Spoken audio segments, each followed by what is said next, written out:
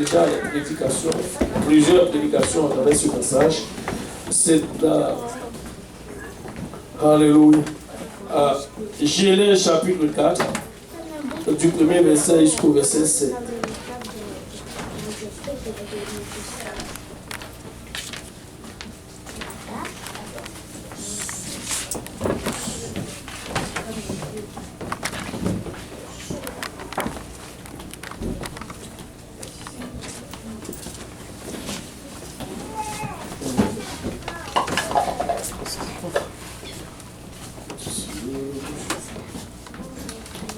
Genèse chapitre 4, du premier verset jusqu'au verset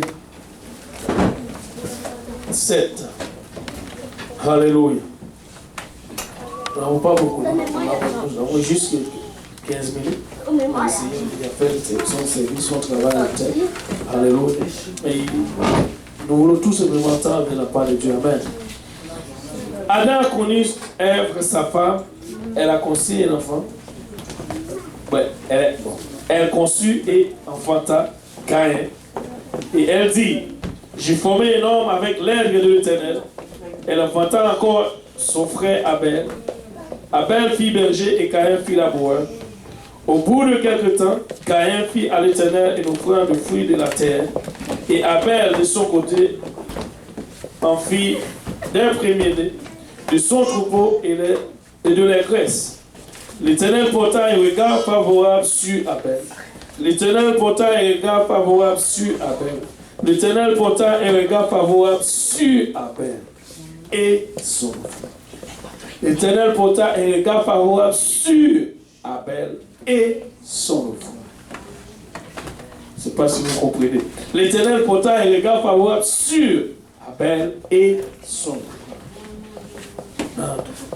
Et ensuite, mais, que tout le monde dit mais, il ne porta pas un regard favorable sur Caïn et sur son offrande. Caïn fut très irrité et son visage fut abattu. Et l'Éternel dit à Caïn, pourquoi es-tu irrité et pourquoi ton visage est-il abattu? Et regarde le conseil de l'Éternel, même si ce regard n'est pas sur nous, et il va venir toujours nous parler. Regarde ce qu'il a dit. Certainement, si tu agis bien, tu relèveras ton visage. Ça, c'est la compassion de Dieu. Certainement, si tu agis bien, tu relèveras ton visage. Et si tu agis mal, voici l'autre problème. Quand le regard de Dieu n'est pas sur nous, le regard du péché est sur nous. Ou le regard du diable est sur nous. Et regarde ce qu'il a fait. Le péché se couche à la porte et ses désirs se portent vers toi. Ça, c'est lorsque le regard de Dieu. Et regarde, mais toi, domine sur lui. Ça, c'est la volonté de Dieu. Et malgré là encore, sa compassion est près de nous et se dit que, mais toi, tu peux dominer quand même sur cela. Merci Seigneur, vous pouvez vous asseoir.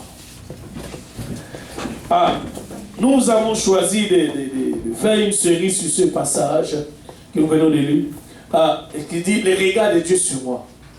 C'est ça le sujet. Le regard de Dieu sur moi. Alors qu'est-ce que ça fait lorsque le regard de Dieu est sur moi? Ou qu'est-ce que ça fait quand le regard de Dieu n'est pas sur moi? C'est toute une différence. Savez-vous quoi? Même lorsque tu es en train de parler à quelqu'un, et s'il ne te regarde pas, qu'est-ce que tu fais? Il regarde quelqu'un d'autre pendant que tu es en train de lui parler. Tu fais quoi?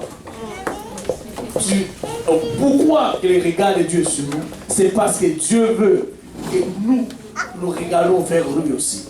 Et Dieu est trop bon. Nous ne comprenons pas des fois les choses de Dieu, mais Dieu, il est au contrôle de toutes choses. Amen. Dans ce monde, il y a toujours plusieurs regards.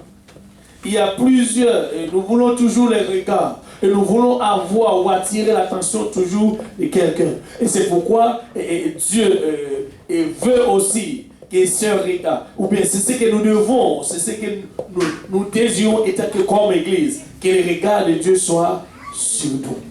Et c'est pourquoi nous voulons vraiment traiter ce sujet. C'est très très important. Et Dieu, en tout cas,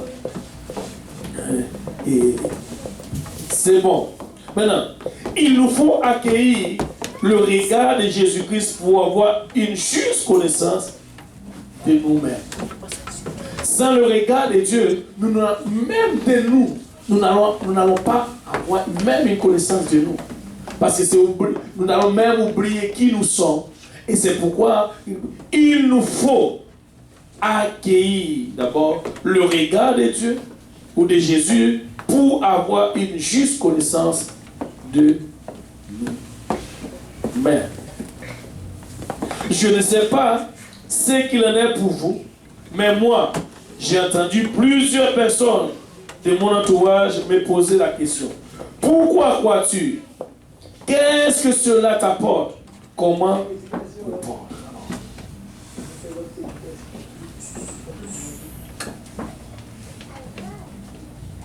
Comment répondre?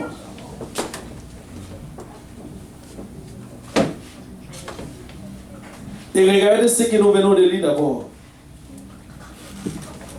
L'Éternel, ça c'est un passage connu de tout le monde. Au point que tout le monde a expliqué ce passage par leur façon. Et c'est bon.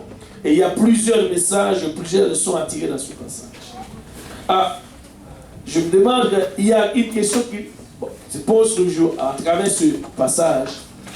Caïn, il travaille de la terre. Alors il a offert quelque chose de la terre, parce qu'il travaille de la terre. Alors c'est ce qu'il a. Et l'autre, il est le berger. Ok, il a aussi un mouton ou un agneau. Il a offert ce qu'il a au Seigneur. Maintenant, c'est quoi le problème alors? Qu'est-ce que le Seigneur veut par rapport à tout cela? Regarde tout simplement.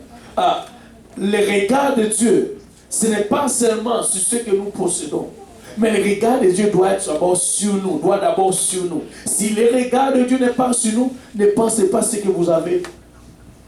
Dieu est intéressé de toutes ces choses. Dieu ne va pas t'intéresser sur ce que vous possédez, alors que ce qui plaît à Dieu, c'est toi. Et très souvent, c'est ça qui est toujours un problème. Nous voulons faire nos affaires. Et nous savons que le regard de Dieu n'est pas sur nous. Et là, nous pensons que Dieu obéit nos affaires, l'argent. Dieu, il est intéressé tout simplement de nos agents ou nos finances ou toute autre chose que nous possédons.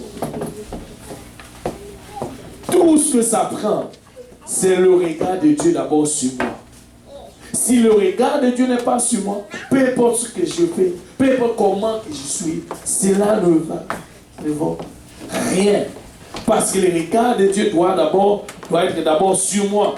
Et c'est pourquoi, quand on lit le passage, et je ne sais pas,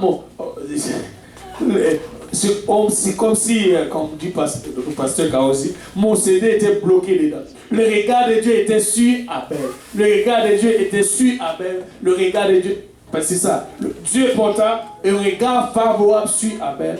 Dieu porta un regard favorable sur Abel. Et regardez bien, ce n'est pas Abel ou son offrande, mais sur Abel d'abord et son offrande. Ça fait toute la différence. Et quand regardez ce qui s'est passé. Le regard de Dieu était sur Abel et Abel a fait son offrande de bon cœur. Maintenant, le regard de Dieu n'était pas sur Caïn. Est-ce que l'offrande de Caïn plaît à Dieu? Non. Maintenant, qu'est-ce que je vais te dire? Est-ce que les enfants d'Israël, où Dieu leur demande d'abord le premier fruit les travaux, de tout. Alors, les travaux, pardon. Est-ce que Dieu n'a pas accepté leur offrande? Parce que nous avons toujours tendance, et nous entendons cela, ou nous avons entendu parler de cela, où les gens toujours parlaient, disent, c'est parce que l'offrande de Caïn n'a pas de sang. Oh, ouais, ça peut être comme ça. Oui, mais c'est que nous voulons juste expliquer. être clair dans la parole de Dieu. Premièrement, le regard de Dieu n'était pas sur l'offrande d'Abel. Le regard de Dieu était d'abord sur Abel et après son offrande. Ce n'est pas parce que si tu me dis, qu'est-ce que tu veux dire par là? Et c'est pour juste attirer votre attention.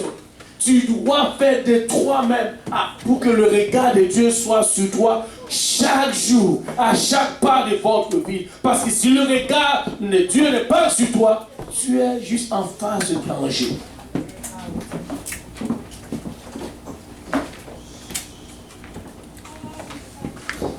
Si le regard de Dieu n'est pas sur toi, tu es juste une pente de paresse.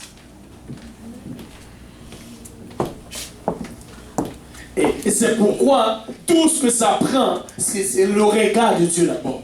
Après, la Bible nous dit, et Dieu demande aussi que nous fixions nos yeux sur lui, mais que le regard de Dieu soit sur nous continuellement.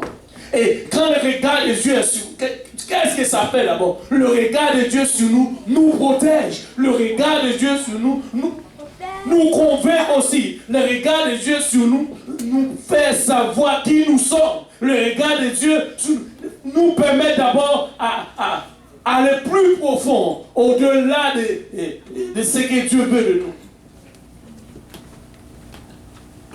Mais sans le regard de Dieu, nous sommes dans le trou.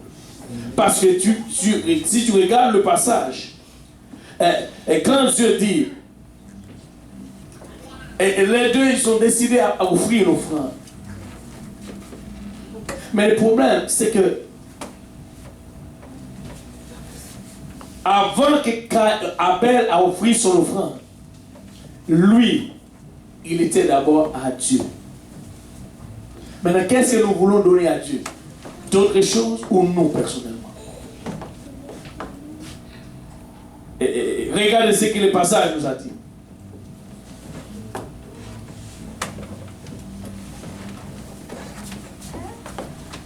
Adam connut sa femme, elle conçut et enfanta Caïn, et elle dit, je formais un homme avec l'aide de l'Éternel. Alors regarde ce qu'elle a dit.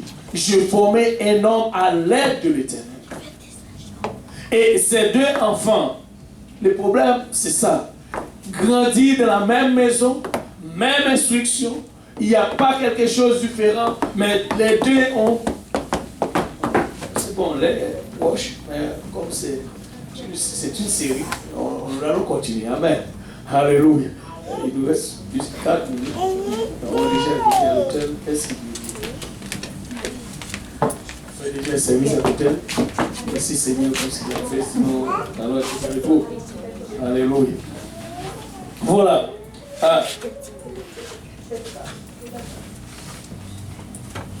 Avec l'aide de l'Éternel, je formais un homme avec l'aide de l'Éternel. Comme on vient de le dire. Alors, ces deux enfants grandissent dans la même maison et même parents. Mais qu'est-ce qui s'est passé alors? Et elle enfanta encore son frère Abel. Abel fit berger et Caïn fit labour. C'est normal. Et ne me dis pas, Dieu va avoir un problème contre toi parce que tu as choisi tel domaine dans ta vie. Ce n'est pas ça. Est-ce que c'est là le problème? Ce n'est pas là le problème. Ne me dis pas, est-ce que tout le monde ici a choisi le même domaine? Ce que vous voulez, il y en a ici qui veulent juste être infirmière ou docteur ou je ne sais pas, travailleur social ou peu importe. Ou je ne sais pas, comment dirais-je, directrice ou ingénieur. Tout le monde. Chacun de nous a choisi d'abord. Ne me dis pas, c'est là le problème de Dieu. Ce n'est pas là le problème de Dieu. Dieu, ce n'est pas parce que tu as choisi à Caïn, c'était l'amour, c'est normal. Et ne me dis pas que l'offrande Caïn, c'était un problème devant l'Éternel. Moi, je ne comprends pas ça, cela comme ça. Ce n'est pas ça du tout, ça veut dire. C'est-à-dire, ne me dis pas c'est pas... Oui, on comprend que l'offrande, ça devrait vraiment le sang. Ça, je comprends. Et c'est pourquoi j'aime la parole de Dieu. Parce que ce n'est pas du tout là. Et c'est juste classique. C'est l'esprit qui est toujours prêt à définir la parole de Dieu. Écoutez, si ce que tu as, c'est ce que tu offres au Seigneur Jésus-Christ, Dieu va refuser cela. Qu'est-ce que tu as? Ce n'est pas ça. Le problème, d'abord, qu'est-ce que tu veux offrir à le Seigneur? C'est là notre tendance. Qu'est-ce que tu veux donner au Seigneur? Est-ce que c'est ce que tu as ou toi?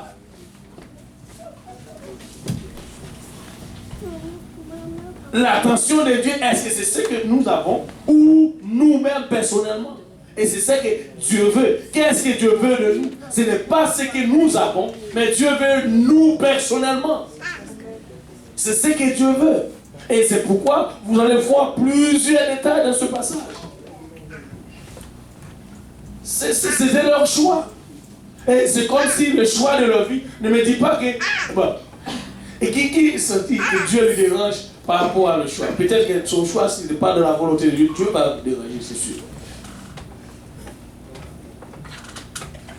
Il a choisi de travailler. Parce que, je vais te dire pourquoi. Tu imagines que Dieu même dit que il a placé Adam dans le jardin de l'Éden pour Adam cultiver, n'est-ce pas? Mais lui, qu'est-ce qu'il a choisi de faire? Travailler la terre. Alors ne me dis pas que c'était un problème. Si tu as placé la... Wow, alléluia. Dieu a placé Adam dans le jardin pour cultiver la terre. Mais lui, il a choisi de travailler la terre. Alors tu vas me dire c'est un problème? C'était là le problème de Dieu? Non. Ce n'est pas du tout là le problème de Dieu. Ce n'est pas ce que le verset explique. Le verset, c'est bien expliqué. Nous devons juste porter attention à cela. Regardez d'abord ce que dit le verset ou le passage. La Bible dit, regardez encore, on va le lire encore. Elle enfanta encore son frère Abel. Abel fit berger et Caïn fit laboureur. Alors c'est qu'il travaille la terre de toute façon. Maintenant,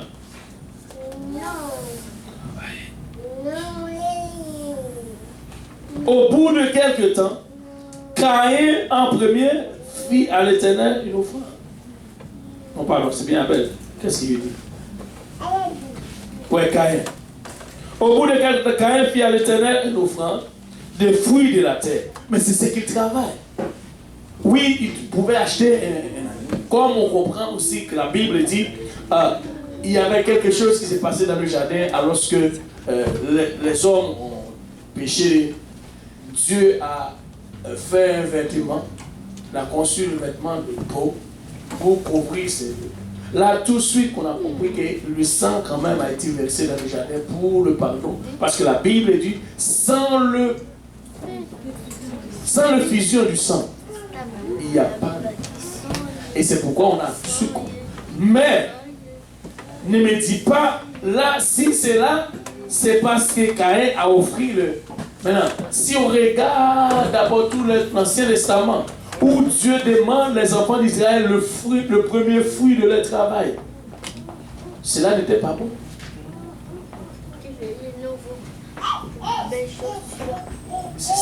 Si c'est ça que Dieu demande, le fruit vraiment du travail des enfants d'Israël n'était pas correct. Parce qu'ils devraient vendre ces fruits, acheter quoi? L'agneau ou quoi? Ce n'est pas ça. Ce n'est pas ça. Et au point que si tu regardes, même dans le jardin, la Bible dit, Dieu dit, tu pourras manger tout, sauf un. C'était quelque chose, quoi? De la terre. Alors, on va comprendre, essayons de comprendre mieux la parole de Dieu. Mais peut-être, c'est pas grave. On peut entendre plusieurs définitions sur ces passages, c'est correct. Vous voyez que c'est quoi? La volonté de Dieu. Mais nous voulons vraiment, alléluia. Il y a quelqu'un qui rit ici. Alléluia. Mais nous voulons juste rester dedans. Amen. Rester dedans. Parce que Dieu, écoute, là, c'est comme si nous sommes en train de dire Dieu, il est un Dieu qui, comment on dit, c'est méchant.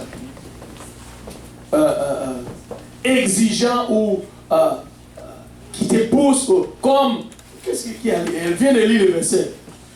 Dieu demande ce qui ne lui appartient pas, c'est C'est ça. C'est comme si Caïn avait le fruit. Dieu lui exige de me donner. Ne me dis pas, je ne vais pas du tout comme ça. Parce que ce n'est pas ça que le verset a expliqué.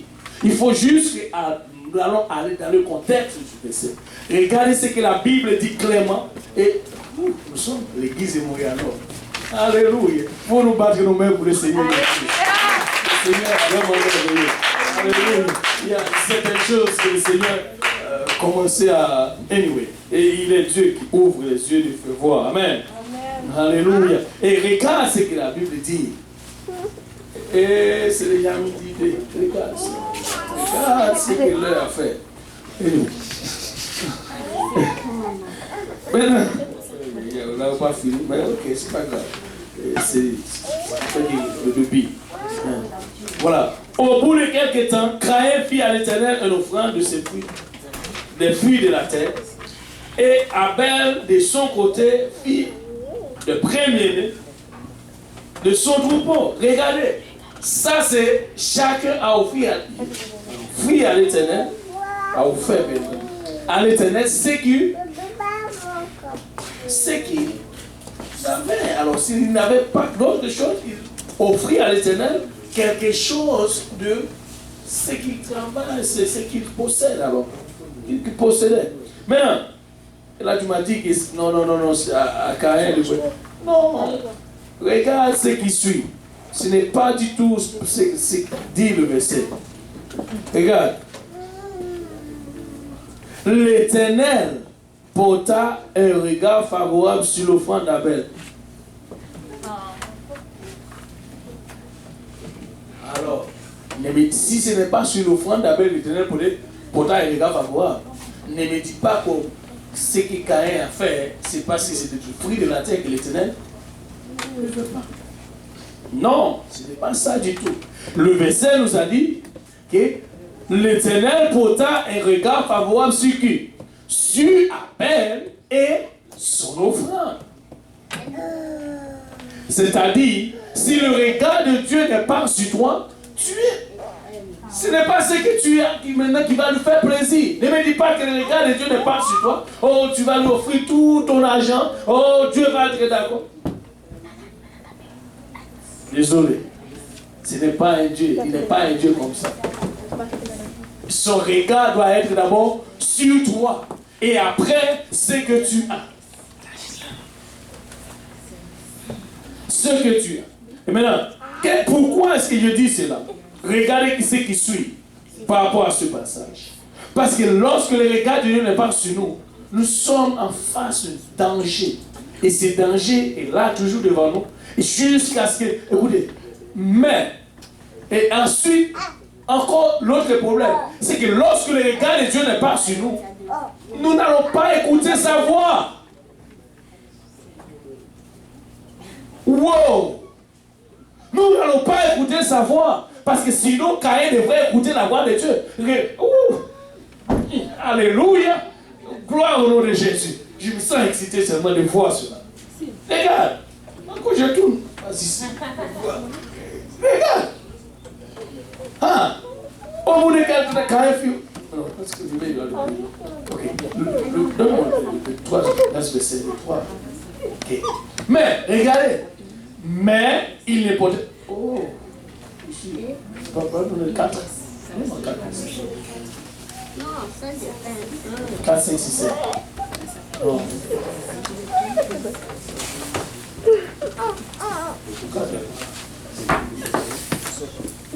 Voilà. Abel de son côté fit l'offrande, le premier-né de son troupeau et de la graisse. L'Éternel porta un regard favorable sur Abel et sur son offrande, mais il ne portait pas un regard favorable sur Caïn et son offrande. C'est deux choses, regardez. Il ne portait pas un regard favorable sur Caïn. Et après, ne me dis pas qu'il va regarder l'offrande de Caïn. Alors le regard de Dieu n'est pas sur toi, c'est ton offrande qui va lui faire plaisir. C'est ce que tu penses. Pas de Dieu. Prenez la parole. J'aime le Seigneur. C'est toute une série. Nous allons voir bonnes choses. C'est toute une série. Et c'est très riche dedans. Déjà, alléluia. Et maintenant, quand Caïn a découvert cela, et d'autres choses. C'est grave. Lorsque Caïn, regarde favorable sur Caïn et sur l'offrande. Caïn, maintenant, qu'est-ce que Caïn a fait? Fâché. Pourquoi? Et il fâché, son visage fut abattu. Et l'Éternel, maintenant, regardez ce qu'il y a. Et le mot dit, c'est le même mot qui a fait toutes choses à la création. Ce n'est pas une autre personne qui dit. C'est le mot dit ici. C'est ça qui a créé toutes choses. Parce que tu vois, même dans la Bible dit, Dieu dit, et Dieu dit, et Dieu dit. Ensuite, ce qu'il a dit. Il n'y a pas de différence. Mais maintenant, l'Éternel dit à Caïn. Maintenant, qu'est-ce que Caïn a fait pendant que l'Éternel lui dit à Caïn? L'Éternel dit à Caïn pourquoi? Fâché contre nous aujourd'hui. L'Éternel dit à Caïn, Abi, qu'est-ce que tu fais? Ma chère, va s'asseoir. Va t'asseoir. Maintenant, et l'Éternel dit à Caïn, pourquoi es-tu irrité? Et pourquoi ton visage es-tu abattu? Maintenant, quand tu es fâché, tout le monde le voit. Tu es fâché, ton visage abattu pour rien. Caïn fâché. Parce que Dieu n'est pas ce regard sur lui. Pas parce que Dieu n'est pas ce regard sur lui. Pourquoi? C'est parce que lui, il ne fait pas, il ne pleure pas à Dieu. D'ailleurs, en d'autres termes, qu'est-ce que cela veut dire? Dieu voit d'abord nos attitudes en ce que nous faisons pour lui. Dieu nous... Écoutez, Dieu regarde vraiment le cœur. Dieu voit qui nous sommes. Et c'est pourquoi David a réalisé cela. Tout de suite, il a dit, Seigneur, regarde si je suis sur une mauvaise voie ou si je suis sur une bonne voie. Et c'est ça, écoutez, si Dieu ne regarde pas nos voies, Dieu ne regarde pas nos vies, nous sommes finis.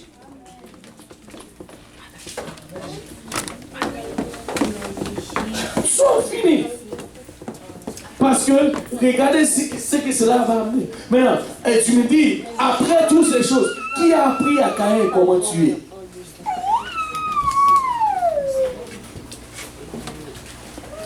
Qui lui a montré comment appris? Qui lui a appris comment fâcher? Personne. Et c'était innocent. Personne ne lui a dit. Et je ne me dis pas que c'est ses parents qui lui ont montré comment fâcher. Est-ce qu'il y a un verset biblique là où Adam et Ève étaient fâchés devant eux? Non. Si nous sommes aujourd'hui, au Seigneur aide-nous. On va finir. On va arrêter et on va continuer la semaine prochaine. Là, comme quoi, vous savez, c'est bon, s'il y a quelque chose, bon, vous allez revenir. Mais qui va être là dimanche prochain? Ça va être encore important. Maintenant, regarde l'Éternel, la parole, on va finir juste le 10 verset. Non, on va finir parce que ce passage, c'est le passage clé pour l'étude. L'Éternel dit, oh j'aime ce mot, l'Éternel dit, comme c'est fait de Bible, à Caïn, pourquoi es-tu irrité? Pourquoi ton visage est-il abattu? Ça c'est la question. Et Caïn n'a pas donné la réponse avec tout cela. C'est comme ça, nous quand nous sommes fâchés, et puis on vient vous parler, des fois, vous savez ce que vous allez dire n'est pas correct. Parce que Caïn a essayé, parce que plus bas, lorsqu'il a essayé, ce n'était pas correct. Quand vous êtes fâché, vous ne voulez plus répondre aux gens, parce que vous savez vos paroles, ça ne va pas. Vous avez raison tout de suite de ne pas répondre. Amen. Parce que c'est Caïn. Ce n'est pas toi qui as inventé cela, c'est des filles. Je comprends maintenant pourquoi, quand vous êtes fâché, vous. Amen. Et puis, vous savez que quand vous êtes fâché, on va vous mettre dans la vie Caïn fâché. On va voir cela. Amen. Alléluia. Je ne sais pas démentir. Alléluia. Et maintenant, certainement si tu agis bien, regarde le conseil de Dieu pour toi. Certainement, si tu agis bien, c'est-à-dire, là, il y a encore de l'espoir. Écoutez, avec Dieu, il y a toujours de l'espoir. Amen. Il y a toujours de l'espoir. Mais cela toujours dépend de nous. Que voulons-nous d'abord? Oui, il y a de l'espoir. Mais la question, que voulons-nous? Si tu agis bien, tu relèveras ton visage. Et si tu agis mal, le péché, le péché, peut-être que je suis ici, le péché assez loin. Ah ouais. Ou le péché. Et de là, ça me fait comprendre une chose. Et je vais, après, donne-moi le bon, je vais finir. Donne-moi Apocalypse chapitre 3, verset 19, verset 20, et après, je vais revenir. On va revenir la semaine prochaine. Maintenant, si tu agis mal, le péché se couche à la porte et ses désirs. Regarde, ses désirs se portent vers toi. Mais, que tout le monde dit mais, encore toujours un bon conseil. Domine. C'est-à-dire, même si le péché est tout autour de vous, mais la clé, c'est que tu peux dominer sur ce péché. Même si tu ne vois rien, tout est noir autour de vous, vous pouvez quand même faire quelque chose. Amen. Parce que la Bible dit, tu peux dominer sur le péché. Et regardez, en d'autres termes, ne me dis pas, ici, je comprends deux choses. Il y a deux personnes qui frappent à nos portes. Apocalypse 3, verset 20. Où le péché était? Ici, regarde. Voici, je me tue à la porte. Et qu'est-ce que je fais? Le péché est à la porte et Dieu aussi est là. Maintenant, je suis seul. Je dois choisir vers qui ou à qui je vais ouvrir. Ou je dois choisir qui doit rentrer dans ma maison. Waouh! Et vous dites, c'est très riche. En tout cas, d'autres personnes disent, wow, il y a quelque chose de bon à moi. Alléluia. Et je vois, si quelqu'un entend ma voix, regarde ce que Dieu fait premièrement lorsqu'il vient de Caïn. Il dit à Caïn, si tu agis bien, si Caïn écoute tout simplement la voix de Dieu, qu'est-ce qui allait se passer?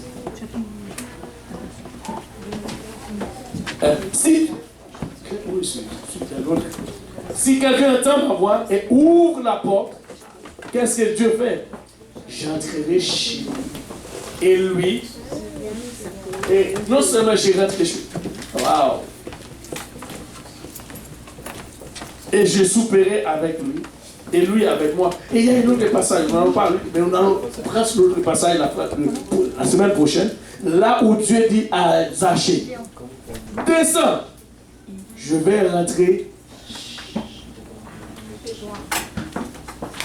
C'est lui, je vous dis. Ça vient de monter dans la tête, ce n'est pas quelque chose de bien. Descends, je vais rentrer chez toi. Je vais rentrer chez toi. Et c'est ça. Maintenant, il y a deux personnes maintenant qui sont à ta porte. C'est là. Toi, tu es dans l'affaire.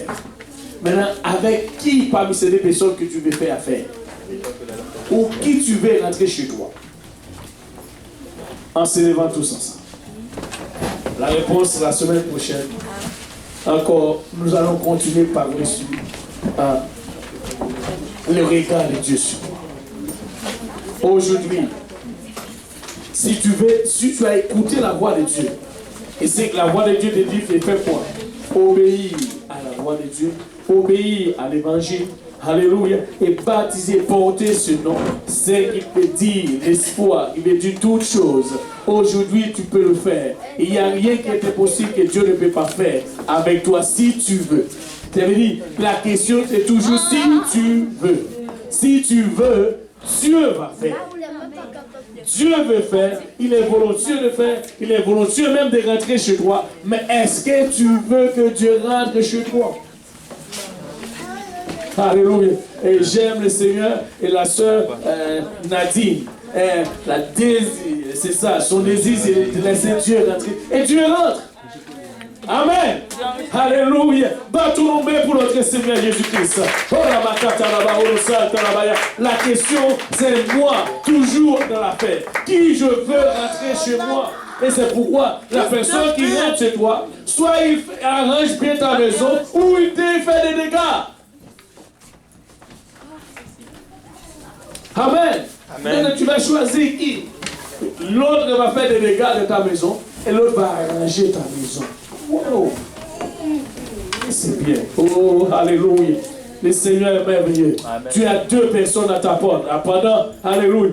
Écoutez, les regards, c'est-à-dire les regards de Dieu sur nous et les regards du diable aussi sur nous. Ça veut dire deux personnes à notre porte. Mais maintenant, nous sommes celui qui va décider. Amen. Alléluia. Nous allons prier encore le Seigneur. Nous avons fait déjà le service à l'hôtel. Les gens venaient, le Seigneur a fait son travail. Mais il y a le frère et oui, il désire que Dieu va le faire. Alléluia. Comme je viens de dire, c'est clair. Deux personnes sont à ta porte. Maintenant, tu vas choisir, ouvre à Dieu. Il va faire. Il va venir et rentrer chez toi et demeurer avec toi. Amen. Alléluia. Élevons nos voix et prions le Seigneur. Et notre obéis, c'est là. Oui, je sais. Pas encore? Enfin, nous, bon, viens à l'hôtel. Si notre obéis n'est pas là, on peut venir à l'hôtel. Viens encore.